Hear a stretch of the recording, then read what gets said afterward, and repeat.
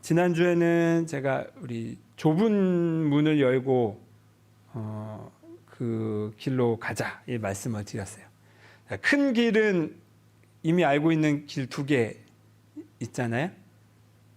하나는 악의 길, 보통 우리 죄의 길이라고 표현하는, 이것은 뭐랄까, 하나님의 자녀된 나의 정체성을 잊어버리고 두려움과 불안 때문이 동기가 돼서 하는 모든 행동들, 그게 보통은 두려움 때문에 쪼그라들기도 하지만 두려움 때문에 칼을 들고 나오기도 해요.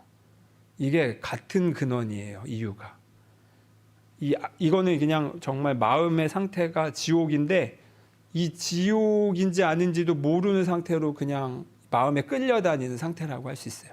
이 길은 넓죠. 우리가 이미 그렇게 살고 있기도 하고, 우리가 칼은 안 들었지만 얼마나 수시로 이렇게 가시돋친 표현들을 많이 하나요? 뭐 정도의 차이만 있을 뿐 패턴은 똑같아요. 그래서 우리가 이 두려움이나 혹은 뭐 미움의 상태, 휩싸여 있는 채로, 혹은 뭐 욕망이, 내가 욕망을 이렇게 컨트롤하는 게 아니라 욕망이 나를 끌고 다니는 거, 뭐 이 모든 거 다 불완전한 상태에서 나오는 넓은 길이에요. 우리가 이미 잘 지금까지 가고 있던 길이기도 하고, 남들도 그렇게 가니까 흔히 잘 보이는 길. 또 다른 두 번째 길, 이건 선의 길. 근데 이때 이 선은 무슨 선이냐면 악을 미워하는 선이에요. 악과 싸우는 선, 악을 제거하고 싶어하는 선. 이쪽과 완전히 반대죠. 그래서 보통 우리가 사는 세상에서는 이런 선을 좋은 거라고 표현하죠. 우리 뭐 영화나 드라마를 보면 이제 선한 역할의 주인공이 악한 역할의 그 빌런을, 나쁜 이제 괴수를 이제 물리치고 결국 역경을 일으키고 선이다.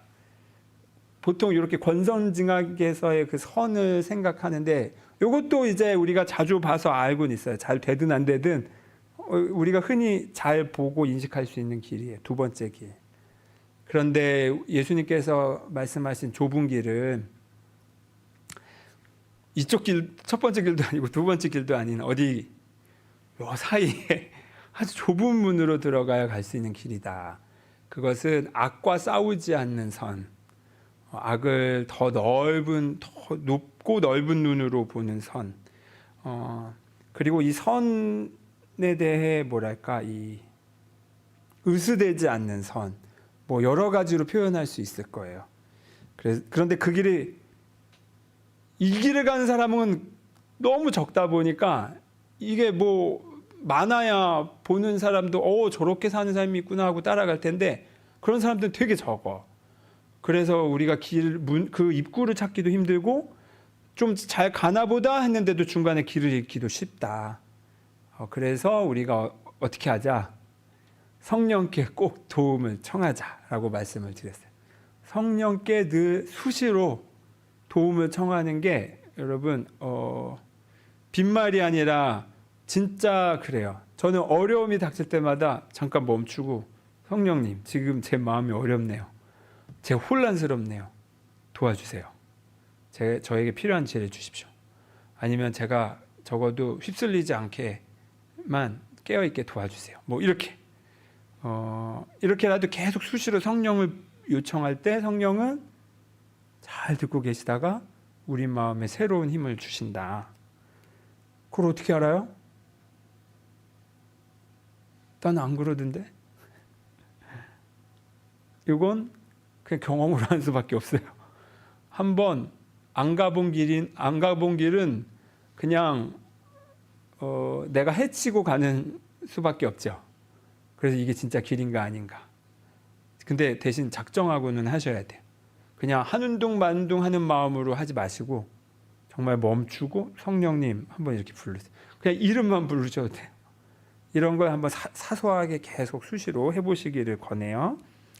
자, 그러면서 제가 또 그림자와 관련된 이야기를 했어요. 우리 선, 이쪽 두 번째 길 선을 주의해야 하는 이유는 뭐다? 악을 미워하는 선, 악을 억압하는 선은 마치 고무공을 용수철이나 뭐 고무공을 꽉 누르고 있는 것과 마찬가지다. 이게 내가 누르는 힘이 약해지거나 없어지면 어떻게 된다? 튀어오른다. 얼만큼? 내가 억누른 만큼 세게. 그러니까 더 정반대로 내가 의도했던 거와는 반대로 나가는 거예요. 그래서 저는 교도소를 많이 늘리고 더 극악한 사형제를 다시 부활시키고 더 극악하게 벌을 주고 하는 방식으로는 세상이 절대 나아질 수 없다. 더 극악한 범죄가 기승을 부리면 기승을 부렸지 절대 나아질 수 없다라고 생각해요. 그렇다고 해서 이제 뭐 교도소가 필요 없다라는 건 아니에요. 어떤 그 중간 지점으로서 역할을 할 그런 건 필요하지만 전체 크게 봤을 때, 큰 방향성을 봤을 때 그렇다는 겁니다. 그래서 여러분 재밌는 게 뭐냐면 그 스카펙이라는 그 미국 정신과 의사가 있어요. 그 사람 책 참 좋아요. 근데 그 책에 보면 이런 내용이 있어요. 본인이 베트남 전쟁 때 이제 군의관으로 근무를 했는데 병사들의 치열한 전쟁이었잖아요. 그런데 병사들의 꿈이 이제 무의식을 반영해 주니까 꿈 내용이 뭐가 나냐면 그렇게 휴양지에서 그렇게 파라다이스 꿈을 그렇게 많이 꾸더래요. 왜 그럴까요? 현실이 지옥이니까 이 마음이 균형을 맞추려고 그렇게 한 거예요. 그러니까 뭐냐면 너무 악해도 반대 이쪽에 대한 이 균형을 맞추려고 하고 이게 악을 미워하는 방식으로 억누르는 방식으로 선을 강조하는 거. 이게 바로 누구냐 하면 성경에 나오는 바리새파 사람들이거든요. 하나님의 율법이야. 안 지켰어. 너 죄인. 돌 맞아. 라고 했던 이 바리새파의 방식이 이런 방식이었는데 이런 식으로 억누르면 반대로 악은 더 튀어오른다. 그래서 우리가 깨어 있어야 된다. 이 말씀 드렸어요. 그리고 간혹 이런 경우가 있어요. 평화운동 한다고 하면서 또 생태운동을 한다고 하면서 굉장히 공격적인 경우가 있어요. 이게 뭐냐면 그 생태운동, 평화운동은 진짜 좋은 거죠. 근데 이거를 반대하는 정말 세상이 정말 좀 나쁜 사람도 너무 많잖아요. 그리고 진짜 지독하게 나쁜 사람도 많아요. 그래서 이거 평화운동하면서 이 사람들을 상대해야 되니까 이게 어느덧 같이 이 지독한 만큼 이걸 상대하다 보니까 평화운동을 하는 나 자신조차 지독해지는 경우가 있어요. 어떤 생태주의자는 너무 과격하다 보니까 폭탄 테러까지 일으켰어요. 그 반생태적인 국가 체제를 전복해야겠다. 이게 바로 이 세상을 살리는 일이다. 그래도 실제로 막 전기도 안 쓰고 본인이 외골수처럼 지내다가 테러까지 저지르는 경우가 있어요. 물론 자주 있진 않지만 간혹 이런 경우가 있는데 이런 게 바로 선을 추구한다면서 빠지는 아주 큰 오류인 거죠. 이거 어려워요. 어려워. 그래서 제가 그러면서 이렇게 목사라는 이 직업에 대해서 말씀드렸잖아요. 선을 추구하는 자리, 거룩함을 추구하는 자리는 그러면 자칫하면 어떻게 된다? 거룩함의 반대말은 뭔가요? 이 성속이라고 표현하잖아요. 속된 거, 뭐 추한 거라고 표현할 수 있죠. 이게 만약에 이 추한 것이라는 걸 정해놓고 이 나쁜 이 추한 이 도려내야 할 이런 식으로 제가 만약에 대하면 저는 제 마음속에 차곡차곡 이 그림자를 쌓고 있는 거다. 그래서 아직도 기억이 나는 게 있어요. 뭐냐면 제가 좀 목사가 군종 장교를 가느라 목사가 일찍 됐거든요. 25살에 목사 안수를 받고 26살에 이제 군대 갔어요. 그리고 바로 저는 담임 목회를 시작한 거죠. 교회 4개를 맡고 막 이러니까. 근데 이제 제가 있던 부대는 연대라고 해서 연대면 몇 명일까?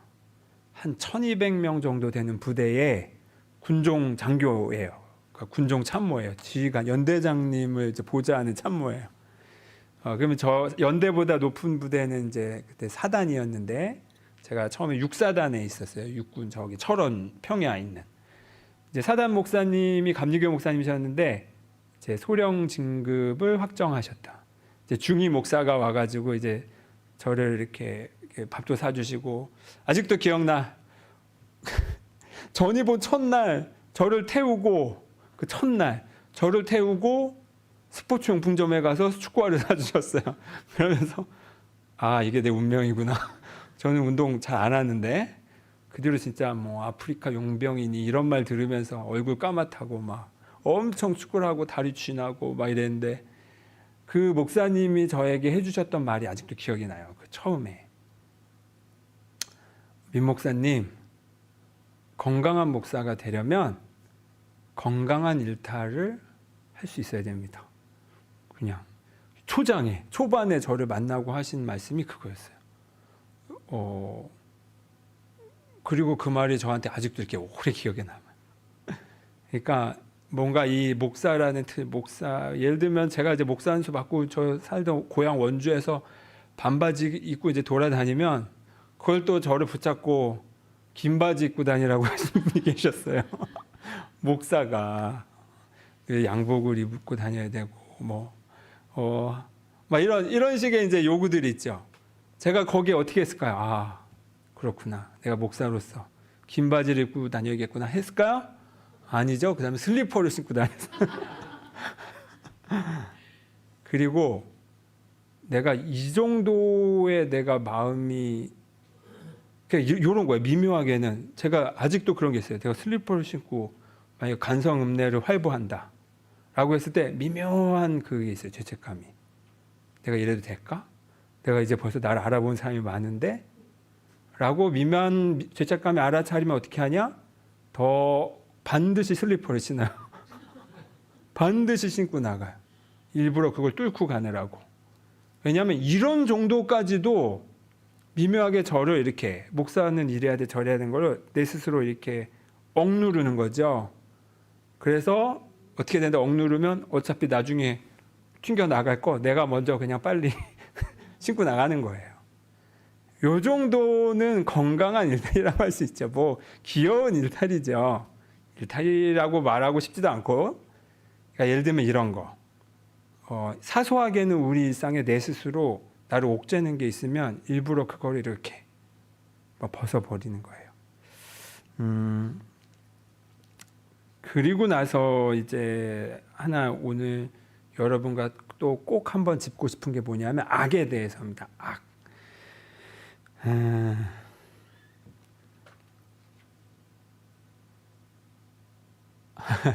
악하면 예수님은 어떻게 하셨을까? 예수님은 악한 사람을 어떻게 대하셨을까? 어떻게 바라보셨을까? 어떻게 정의하셨을까? 물론 악이라고 할 때 여러 종류일 수 있지만 그냥 뭉뚱그려서 그게 바로 오늘 읽은 성경의 내용이라고 저는 생각을 해서 골랐어요. 이게 이제 예수님께서 제자들 당신의 삶을 시작하시고 이게 본격적인 삶을 시작하시고 나서 제자들을 모을 때 제자 마태를 이제 콜하시는 장면이에요. 부르신 장면이에요. 근데 이제 다른 마가복음, 누가복음에서는 이 같은 내용이 레위라고 표현돼 있어요. 이제 약간 서로 약간 다르죠. 근데 내용은 비슷해요. 근데 이 마태의 직업이 뭐였냐? 세금 걷는 사람. 그리고 그 당시에 로마의 식민 지배하에 있을 때 세리의 직업은 세리라는 이 역할 자체가 사람들에게는 이제 못된 놈 취급받았다 그랬죠. 그래서 여기도 나왔듯이 죄인으로 취급받고 있어요. 11절에 바리새인들이 보고 그의 제자들에게 이르되 예수님의 제자들에게 이르되 어찌하여 너희 선생은 세리와 죄인들과 함께 잡수시느냐.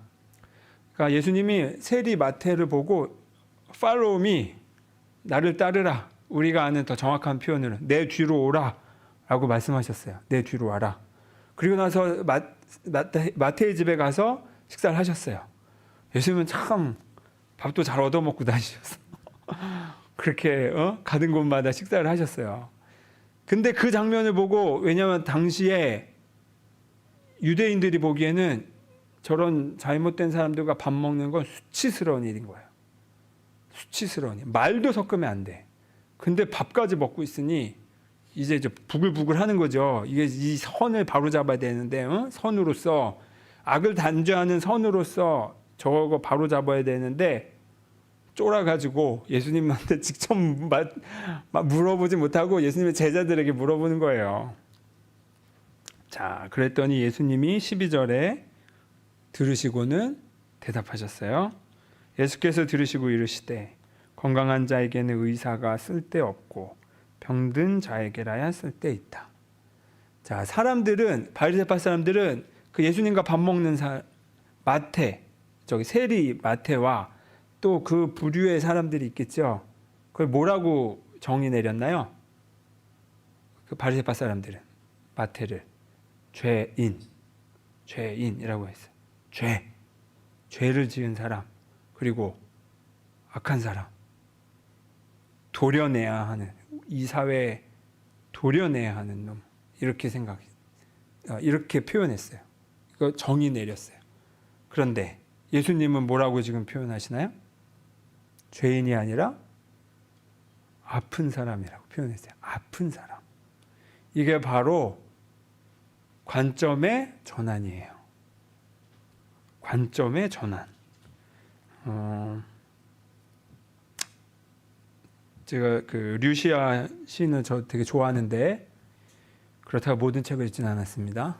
근데 류시아 시인의 수필집 중에 좋은지 나쁜지 누가 아는가라는 책이 있어요. 거기에 본인이 인도 여행을 굉장히 자주 가는데 거기에 겪은 일화 하나가 에피소드가 있어요. 내용이 뭐였냐면 자기가 자주 가던 호텔, 자주 가던 그냥 호텔은 아니고 숙박 이제 업소인데 그 사장님과 친하고 벌써 여러 번 그 숙박업소를 이용하고 있는데 어느 해에도 가서 잘 쓰고 있는데 그 친한 사장이 종업원을 막 함부로 대하고 욕을 하고 윽박지르고 너무 함부로 대하길래 그걸 듣다 못해서 이제 류시아 시인도 이제 하도 인도를 자주 가서 그런지 이제 힌디어를 하는 거예요.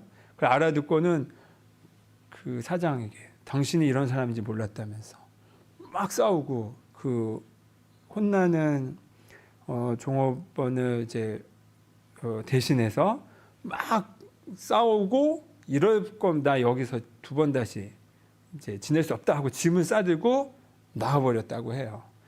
그러고 나서 이제 화가 이제 가시지 않는데 믿었던 사람이니까 좋은 사람인 줄 알았는데 그런데 이제 그 이야기를 들은 이제 그 어떤 선생이 이제 류시아 시인에게 얘기를 해줬다고 해요.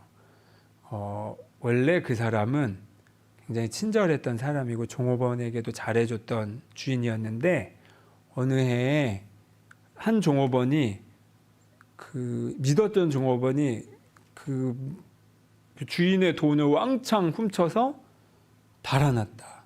그리고 그 뒤로 배신감과 충격을 받고 나서 아마 저렇게 행동하는 것 같다라고 하면서 류시아 시인을 데리고 가서 그의 좋은 면들을 이야기해주고, 데리고 간 건 아니고 그가 했던 좋은 면을 이야기해 줬다는 거예요. 그 얘기를 듣고 이제 류시아 시인이 가서 사과를 하고 했던 그 일화가 있어요. 이게 무슨 말이냐? 여기서 드러난 현상은 뭐였나요? 주인이 종업원을 욕을 하면서 함부로 대하는 그 상황이었죠. 근데 여기서 보이지 않았던 이 상황에 원인이 있었어요. 그 원인은 뭐였나요? 이 주인은 예전에 믿었던 종업원에게 큰 배신을 당하고 도둑질 당해서 자기 재산도 있고 마음의 상처도 없고 사람을 못 믿게 되고 못 믿으니까 이제 컨트롤하게 되는 거죠. 강하게 이래야 돼 저래야 돼. 두 번 또 그 상처를 받고 싶지 않아서. 여러분, 저는 사람 사이의 일은 결국 이거라고 생각해요. 겉으로 드러난 것은 하나의 증상이고 현상일 뿐이다. 우리가 미처 보지 못하는 뭐가 있다? 원인이 있다. 원인이 있다. 근데 이 원인을 우리가 뭐 가까운 사이고 대화할 수 있는 사이면 그거를 물어서 이해하면 참 다행인데, 그러면 이해가 되니까 적어도. 근데 그러지 못한 상황들이 되게 많지요. 그러다 보니 계속 뉴스에 나오잖아요. 이렇게 묻지마 살인과 뭐 묻지마 살인 예고나 진짜 막 쏟아지고 있잖아요, 요즘. 그 뉴스만 보면 딱 어때요, 세상이? 진짜 이 세상이 미쳐 돌아가고 있구나. 정말 믿을 사람이 없구나라는 이 불안감을 우리에게 더 크게 줘요. 그래서 저는 뉴스를 보는 것을 깨워서 잘 보시기를 권해드려요. 특히 그런 부정적인 내용들이 없는 건 아니지만 그 부정적인 내용들을 더 부정적인 것으로만 포커싱해서 그런 내용들의 뉴스의 양이 더 많아. 사람이 저도 가만히 있으면 그냥 세상이 저렇구나라고 의뢰 성급한 일반화를 하게 돼요. 하지만 그 중에 한 뉴스, 또 이렇게 칼 들고 난동을 부린 한 사람의 그 인터뷰가 그 중에 하나 있더라고요. 직접 왜 기자들이 물어요. 왜 그렇게 하셨냐? 이 남자가 30대 남자 울먹이면서 이제 막 이런저런 얘기를 하는데 어머니가 날 믿어주지 않아서 뭐 이런 내용, 또 나도 실은 내 마음에 요즘 불행감이 커서 이걸 풀고 싶어서 술을 먹었던 건데 거기에서 싸움이 났고, 또 이 사람들이 또 나를 이해해주지 못하고 또 나에게 경찰을 불렀길래 나도 더 화가 나서, 마침 요리하는 사람이어서 칼을 이만큼 갖고 있어요. 칼 자루를 갖고 있어서, 이게 또 뉴스에는, 그 전에 뉴스에는 어떻게 비쳤냐면 흉기를 여러 개를 소지하고 다녔다. 딱 이렇게만 하면 이 미친놈이 사람 죽이려고 작정하고 저러고 다니구나로 읽혀요. 이 사람은 요리하는 사람에서 그냥 그걸 갖고 다니는 거였던 것 뿐인데 그게 또 그렇게 읽힌 거죠. 그게 죽이려고 갖고 다녔던 아니던도 뒤로 하고, 그의 동기는 무엇이었는가? 그 뉴스는 조금 그게 나왔어요. 조금. 물론 그렇다고 해서 그가 한 행동이 정당하다는 건 아니에요. 그는 바로 그에 대한 책임을 물어야 된다고 저는 생각해요. 책임을 스스로 질 줄 알아야 된다고 생각해요. 다만 항상 드러나지 않는 원인이 있다. 이것을 보는 게 예수님의 시각이다라는 거예요.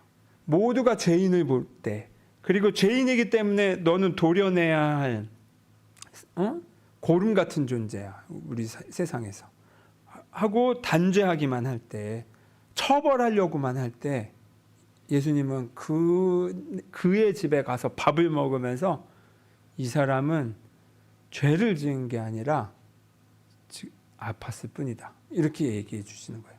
아팠을 뿐이다.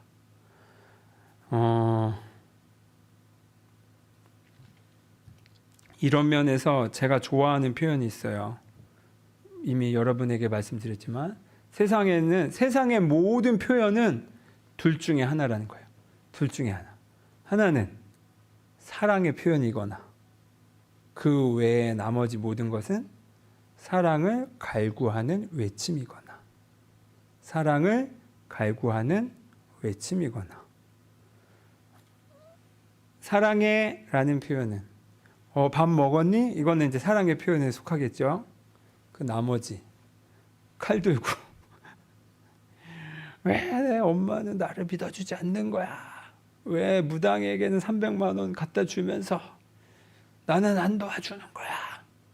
물론 그 표현도 저는 찌질한 표현이라고 생각해요. 이건 평가의 표현이구나. 그 표현도 정확한 표현이라고 생각하진 않아요. 엄마가 그걸 꼭 도와줄 이유는 없으니까. 근데 막 그 울분, 칼 들고 술 취해서 막 이러고 있는 이 표현은 실은 뭐다? 아픈 거다. 왜 아프냐? 왜 아프냐? 사랑의 연결에서부터 떨어졌다라고 믿고 있기 때문에. 그래서 지금 왜 나는 혼자야? 왜 아무도 나를 믿어주지 않는 거야? 라는 말은 번역이 필요해요. 번역. 아니, 통역이 필요해요. 통역. 이 통역은 뭐다? 나는 지금 사랑이 필요해요. 이거예요. 우리 아이가 집에서 엄마 아빠 말 안 듣고 막 생떼를 쓴다. 이것도 통역이 필요해요. 뭐다? 엄마, 나는 지금 그냥 있는 그대로 나를 바라봐주는 사랑이 필요해요. 또 사실 이거에 저는 예외가 없다고 생각해요. 우리가 느끼기에 이거는 용납 안 되지 하는 죄라고 생각하는 내용이나 아니면 이 정도는 이해해 줄 수 있어라는 우리는 이렇게 해야겠다. 난이도의 차이가 있다고 생각하잖아요. 죄에. 하지만 예수님의 눈에는 이 난이도가 저는 없다고 생각해요. 뭐든 간에 다 보다 결국엔 두려움과 수치심이 우리 무의식의 근원적인 뿌리가 돼서 거기서 그거를 메꾸고자 하는 모든 그 행동들이 누군가는 그게 집에 처박혀 있어서 덜덜덜 떠는 방식으로 드러나는가 하면 누군가는 남의 돈을 갈취하면서 의수되는 방식의 행동으로 드러날 뿐이에요. 누구나 다 그 마음 안에는 텅 빈 사랑에 대한 결핍감이 있다. 그 사랑을 경험하지 못했기 때문에 그런 행동을 하는 거다. 라고 퉁쳐서 저는 생각하고 있어요. 근데 다만 여러분이 그렇게 그거는 여러분이 더 한번 좀 곰곰이 생각해 보세요. 하지만 잘 모르실 때는 그냥 한번 이렇게 생각해 보시라라고 여러분에게 제안을 드려요. 세상에는 두 가지 표현밖에 없다. 사랑의 표현이거나 사랑을 내가 지금 사랑이 없다라고 결핍감을 느껴서 갈구하는 외침이거나 그래서 그 갈구하는 외침은 보통 거칠기 때문에 아니면 말을 안 해버리기 때문에 이게 드러난 현상으로는 증상으로는 구분하기 어렵다. 그래서 사실 그리스도인으로서 우리가 사랑을 하며 산다라는 건 결국 통역을 잘한다는 뜻이에요. 통역. 그의 어떤 행동을 보고 나도 같이 너한테 지금 위협을 했어? 욱하지만 그 상황 만약에 누가 나를 돌을 들고 칼을 들고 덤비면 나도 같이 돌을 들거나 아니면 일단 도망치고 일단 그 자리는 벗어나셔야 돼요.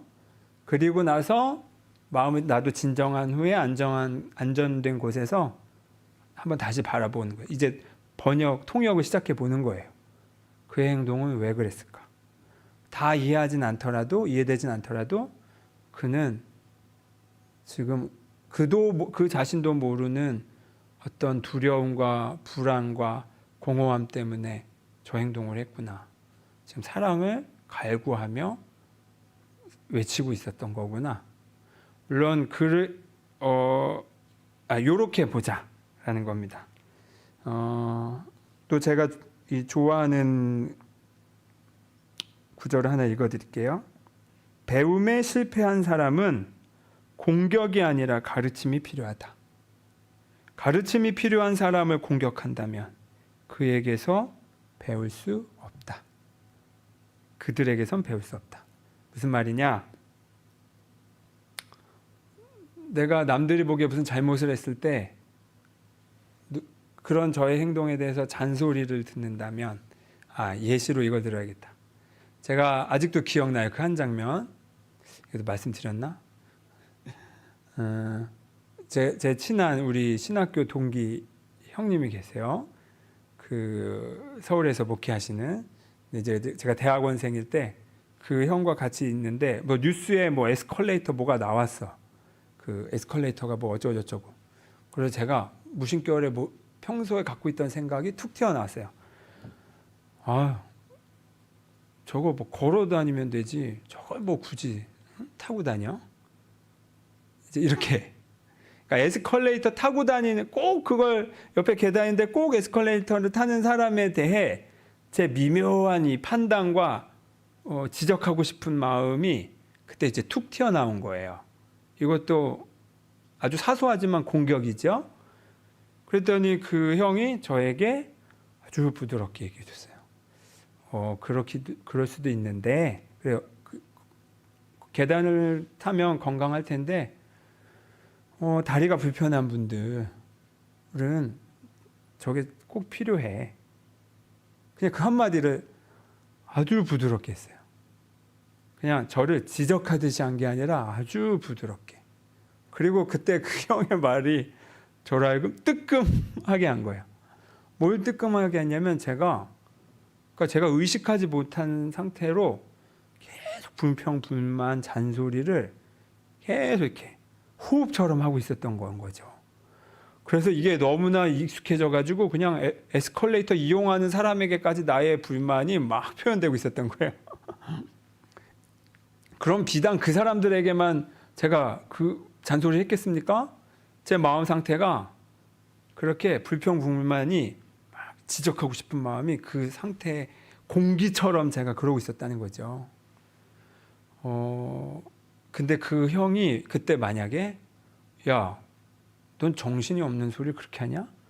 당연히 장애를 갖거나 노약자들이 이용하라고 있는 거지 라면서 만약에 그거를 지적하듯이 했으면 제가 어떻게 느꼈을까요? 수치심을 느꼈죠. 왜냐하면 나도 그걸 모르는 게 아닌데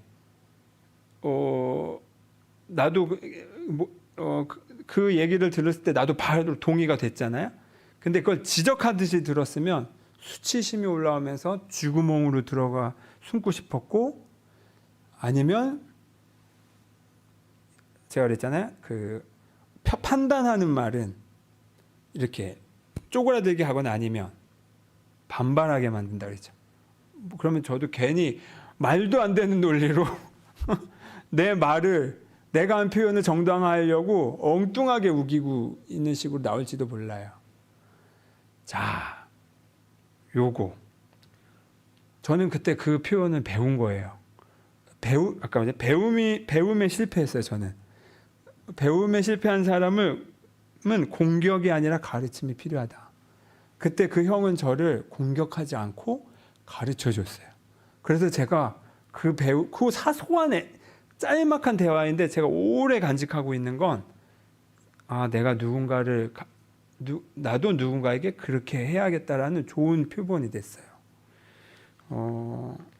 그리고 만약에 제가 그때 공격을 당했다면 저는 그거를 이상한 방식으로 저도 배워서 똑같은 상황에서 저도 누군가를 지적하는 방식으로 했을 거예요. 조금 더.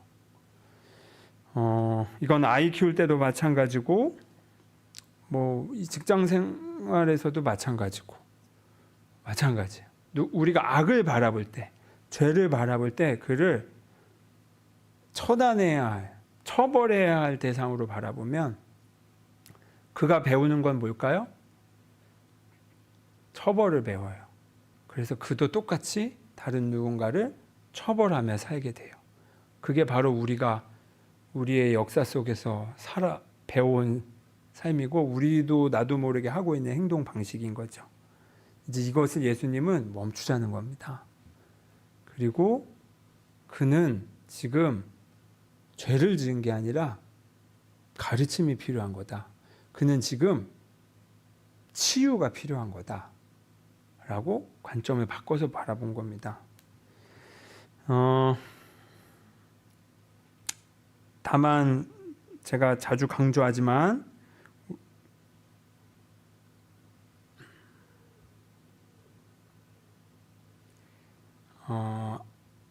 악으로 바라보지 말고 치유가 필요한 대상으로 보자고 해서 그를 치유하려 들려고는 하지 마세요. 그가 나에게 나에게 해를 입힌 사람에게 그가 나에게 하나도 미안하다고 생각하고 있지 않는데 내가 먼저 너를 용서해라는 말을 하실 필요는 없어요. 용서는 내 마음에서만 하시면 돼요. 그냥 여기서 용서라는 건 그에 대해서 집착하지 않는다는 거예요. 그의 행동에 대해서. 그가 나에게 한 행동에 대해 내가 피해의식에 더 휩싸여 있지 않고 털어낸다가 이것도 용서예요. 끌려다니지 않는 거가 용서예요. 그에게 책임을 물어서 어떻게 하든 내가 2배, 3배로 갚아야지, 이것도 끌려다니는 거예요. 여기서 자유로워지는 게 용서예요. 그래서 용서는 내 마음에서 일어날 일이지 그 상대방과 직접 그 하니 마니의 문제가 아니라는 거예요. 실제로 그 사람에게 용서하니 뭐니의 표현이 필요할 때는 그냥 그 상황이 아주 명료하게 보일 거예요. 그때는 그렇게 표현하셔도 되지만 먼저 그 표현하실 필요는 없다는 거. 그리고 그래서 이 악을 온전히 바라보자는 게 악에게 당하라는 말이 절대 아니라는 거. 요거를 잘 구분하셔야 돼요. 왜냐하면 소시오패스 같은 사람들은 이런 착한 사람들을 오히려 이용해. 그래서 오히려 그의 선한 면을 더 자극해서 더 그 사람을 착취하는 이런 아주 획기적으로 똑똑한 악이 있어요. 저는 진짜 소시오패스는 용서가 진짜 힘들더라고요. 진짜 힘들었어요. 하지만 결국 그도 알고 보니 더 큰 지옥을 경험하고 있더라고요. 그 내면에서는. 그렇다고 해서 내가 피해를 받아도 된다는 뜻은 아니에요. 그때는 그냥 거리만 두시면 돼요. 거리만 두시면 돼요. 그리고 내 마음에서 빨리 털어내시는 게 중요해요. 그래서 악을 대하는 좀 더 디테일한 여러 지혜로운 방법이 필요한데 오늘 제가 드리는 말씀은 우선 악이라는 것이 실은 거대한 상처라는 거. 거대한 상처 때문에 저런 식으로 남에게 공격적으로 행동한다라는 것을 그냥 큰 관점에서 이해하자는 거예요. 그리고 여러분의 일상에서는 그냥 거리만 잘 두시면 돼요. 그리고 나 또한 내가 누군가에게 만약에 내가 누군가에게 공격적으로 대하고 있다. 그럼 여러분 어떻게 그런 나 자신을 이해하시겠어요? 내가 또 이런 나쁜 짓을 했구나. 나는 이 세상에 필요 없어. 하면서 나 자신까지 도려내시면 안 돼요. 그때는 이렇게 생각하시면 돼요. 내가 지금 불행하구나. 불행하다고 내 스스로 느끼고 있구나. 아이에게 막 짜증의 말이 나갈 때, 아니면 가까운 사람에게 막 틱틱거리고 있을 때, 나도 모르게 말이 곱게 나가지 않을 때 멈추고 내가 지금 불행감을 느끼고 있구나. 내 욕구가 무슨 좌절된 게 있구나. 그리고 나 자신을 돌보는 시간을 잠깐 가지셔야 돼요. 비폭력 대화에서 자주 하는 말이죠. 거기에는 나 또한 포함이 됩니다. 마지막으로 이 구절을 읽어드리고 말씀드릴게요. 아까 읽어드렸던 이 배움에 실패한 사람은 공격이 아니라 가르침이 필요하다. 이 기적 수업 책인데 이거와 관련된 책에서 또 나오는 내용입니다. 나의 거짓 자아는, 그러니까 하나님 자녀로서의 내 관점이 아니라 거짓된 그 두려움에 휩싸인 자라는 거예요. 나의 거짓 자아는 당신이 보는 외부의 그 화난 사람을 어떻게든 처리해야 할 위협이라고 말하겠지요. 누군가 나에게 위협을 할 때 저거 빨리 처리해야 되는 위협이라고 내 거짓 자아는 바라본다는 거예요. 이게 보통 우리의 기본 패턴이죠. 하지만 성령은 화난 사람을 뭐라고 보냐면 고통스러워하면서 도움을 청하고 있는 사람이라고 봅니다. 내 안에 성령은 나에게 지금 화를 내고 있는 저 사람을 어떻게 보냐면 위협이 아니라 스스로 고통스러워하면서 나에게 도움을 청하고 있는 사람으로 바라본다는 거예요. 내 안에 성령이. 우리에게는 사랑과 두려움, 오직 이 두 가지 감정밖에 없습니다. 그러니 성령은 세상의 모든 것을 사랑의 표현으로 보든가 아니면 사랑을 갈구하는 외침으로 봅니다. 지금 누군가가 사랑을 표현하고 있다면 그에 대한 당신의 적절한 반응은 무엇이겠어요? 그야 물론 사랑이죠. 누군가가 나에게 사랑의 표현하고 있으면 나의 적절한 반응도 사랑의 표현인 거예요. 그리고 누군가가 사랑을 갈구해서 외치고 있다면, 누군가가 나에게 화를 내거나 뭔가 해를 입히려는 행동을 하고 있다면 그때 당신의 적절한 반응은 무엇일까요? 역시 사랑입니다. 성령의 이 관점에서는 어떤 상황에서도 적절한 반응은 언제나 사랑입니다. 성령과 함께 우리가 생각한다면 우리의 태도는 언제나 한결같고 그것은 사랑입니다. 자, 하지만 되게 어렵죠? 너무 어려운 걸 요구하는 것 같죠? 그래서 제가 말씀드리는 게 사랑을 직접적으로 실천 저도 안 돼요. 그럴 때는 어떻게 한다? 사랑의 작은 실천으로서 적어도 나를 자극하는 듯이 보이는 그 상황, 그 사람에 대해 악을 악으로 갚지는 않는다. 그냥 멈춘다. 이것만 해도 아주 큰 사랑의 실천이라고 말씀드렸어요. 반응하지 않는다. 악에 대해서. 또한 내가 상처 입도록 그것도 방치해서도 안 돼요. 반응하지도 않지만 나 자신을 피해가 입도록 방치해서도 안 돼요. 왜냐하면 나도 내 사랑의 대상이기 때문에 그렇습니다. 자, 그래서 오늘 설교 제목을 여러분 꼭 기억해 주세요. 이 세상의 모든 표현은 둘 중에 하나다. 사랑의 표현이거나 아니면 사랑을 갈구하는 외침이거나. 이제 한 주간 여러분 사실 텐데 이 두 가지 중에 하나로 이렇게 한번 대입하면서 계속 보세요. 그리고 납득이 안 되는 상황이 올 때, 이해 안 되는 상황이 올 때 그거는 어떻게 이해하시면 된다. 사랑을 갈구하는 외침으로 그냥 퉁 쳐서 표현하시고 거기서 빨리 내 마음을 자유롭게 나 자신을 거기에 끌려다니지 않게 해방시켜 주세요. 그렇게만 해도 여러분의 삶은 훨씬 윤택해집니다. 훨씬 자유로워집니다. 훨씬 사랑에 더 가깝게 됩니다. 잠시 침묵하겠습니다.